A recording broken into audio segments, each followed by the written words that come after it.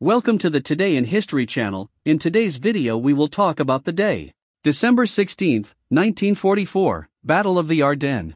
The Battle of the Ardennes, also known as the Ardennes Offensive, or Battle of the Bulge, December 16, 1944 to January 25, 1945, was the great German counteroffensive in the West, launched at the end of World War II in the Ardennes Forest in Wallonia, Belgium, and also reached France and Luxembourg on the Western Front. The German army called Operation Vigil over the Rhine. This German offensive was officially called the Ardennes-Alsace Campaign by the American Army, but this battle ended up being known as the Battle of the Ardennes Pocket or Bulge. The German offensive was supported by several small operations like Unternehmen Bodenplatte, Greif and Warung.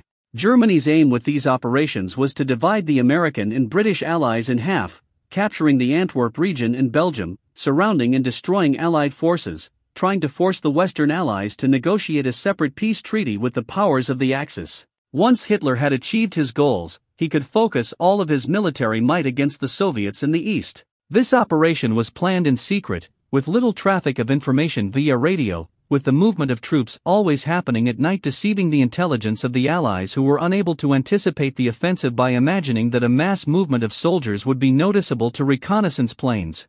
The Allied forces were taken completely by surprise, with their widely spread lines facing an initially superior enemy force. Intense fights in mild weather, especially around the city of Bastogne, and the terrain that favored defense delayed the Germans.